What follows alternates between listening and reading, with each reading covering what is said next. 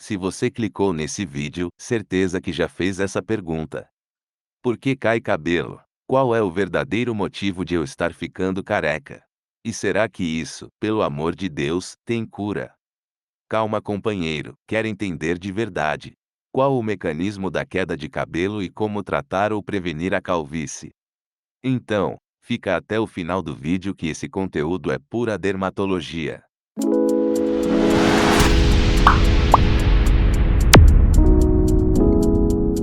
Pois bem, sejam bem-vindos mais uma vez ao canal Mede Tudo, onde medimos tudo sobre a medicina, incluindo séries e animes que nos ajudam a explicar doenças comuns no dia a dia.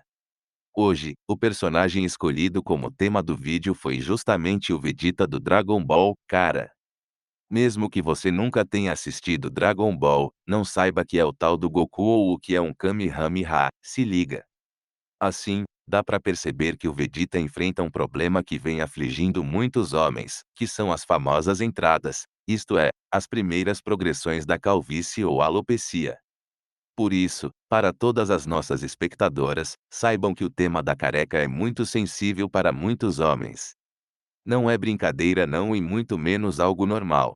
Dessa forma, vamos, sem mais enrolação, destrinchar todos os aspectos da calvície. Primeiramente, é interessante nomearmos esse distúrbio do couro cabeludo, conforme seus termos técnicos, portanto, vale pontuar que a calvície, tecnicamente, é denominada como alopecia androgenética. Alopecia significa a ausência de cabelos e pilificação, já androgenética remonta à sua etiologia, o que causa esse distúrbio do couro cabeludo, que, como o próprio nome sugere, remete à genética. Sendo a genética, justamente, o primeiro grande ponto que precisamos conversar. Já é bem comprovado pela ciência que a alopecia masculina possui um padrão de herança, ou seja, se na sua família há muitos homens calvos, a tendência é que você também fique calvo. Afinal, conjuntos de genes ainda não muito bem determinados são os responsáveis pelo desenvolvimento da calvície.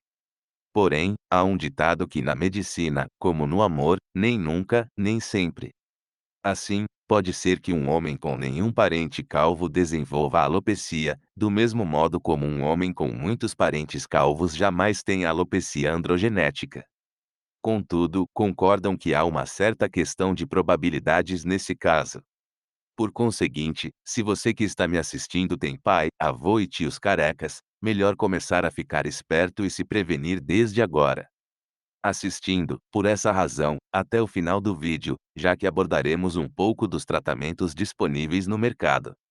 Até aqui o conteúdo tá fazendo sentido, ou seja, sabemos que a alopecia envolve um fator genético importante. Agora, alguns podem estar fazendo a seguinte pergunta, ou não talvez. Mas qual é o motivo de entre dois irmãos, com pais, avós e tios calvos, sendo um menino e uma menina, haver a propensão quase absoluta de apenas o menino desenvolver a calvície, ou melhor, como, se há um fator genético importante, praticamente só os homens sofrerem com a alopecia? Nesse sentido, algo relevante para a contextualização é que nossos cabelos, continuamente, desde um determinado período da vida intrauterina, estão expostos a um ciclo de evolução e involução dos fios, isto é, de queda e crescimento que ocorre, a priori, até o fim da vida.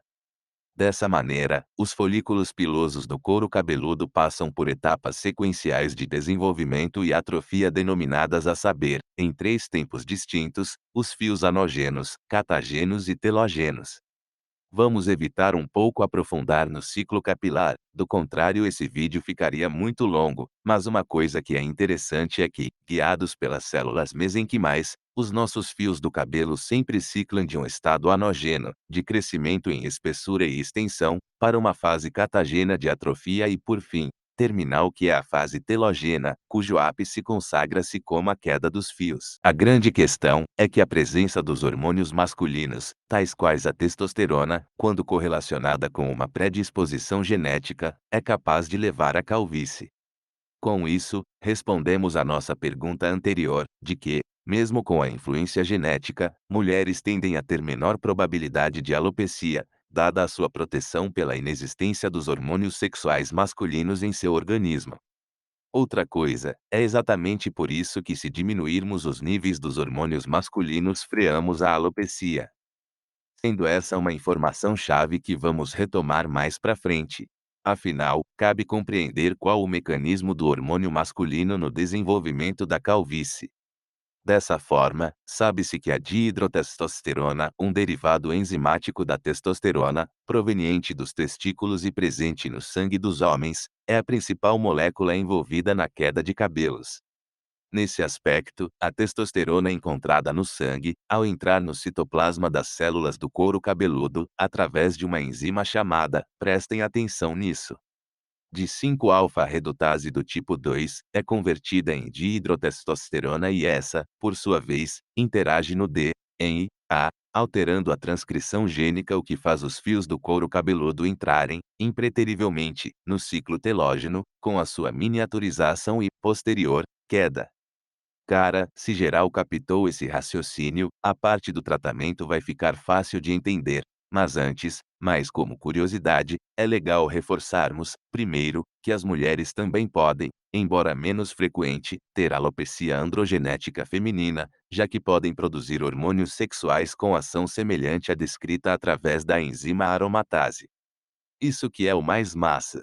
Existem grandes estudos populacionais que diferem as alopecias androgenéticas feminina e masculina por meio de escalas, tais como as de Hamilton e Norwood, que, de maneira simplista, mostram que nos homens, a calvície se manifesta primeiramente com as famosas entradas na linha frontal e, posterior degeneração do cabelo da nuca, com uma progressão da queda antero-posterior, formando a carequinha típica. Já nas mulheres isso é diferente. A calvície costuma estar mais localizada na linha média, com o seu alargamento e rarefação difusa, formando, segundo os dermatologistas, o padrão de alopecia em árvore de Natal. Perfeito, estamos chegando no final. Como prometido, bora falar um pouco mais dos tratamentos disponíveis para a alopecia androgenética. Um dos fármacos mais utilizados para esse fim é o minoxidil, já que, em virtude de promover um aumento na circulação da área em que é aplicado, dado seu uso tópico, tende a diminuir o número de fios telogênos em determinada área, promovendo uma reversão em cerca de 50% dos pacientes, com crescimento e recuperação relativa das áreas afetadas pela calvície de graus menores. Outro fármaco muito comum também é a finasterida, capaz de levar à melhora da alopecia por inibir a enzima 5-alfa-redutase tipo 2, aquela lá da explicação anterior, que transforma testosterona em dihidrotestosterona. Assim, impedindo que essa molécula-chave da calvície se forme, prevenindo, pois, o aparecimento do distúrbio capilar. Tratamentos cirúrgicos também são possíveis, como os transplantes capilares, devendo sempre se obedecer às recomendações individuais de cada um avaliadas por um profissional capacitado, como um dermatologista especialista na área. Casos de alopecia androgenética feminina podem envolver o uso de inibidores de hormônios androgênicos, como a espironolactona, capaz de diminuir os níveis de testosterona circulante. A espironolactona deve ser usada com cautela em mulheres que pretendem engravidar e homens, afinal, pode causar aquele velho receio de todo homem com o tratamento para a queda capilar, que é, justamente, o medo de ficar broxa.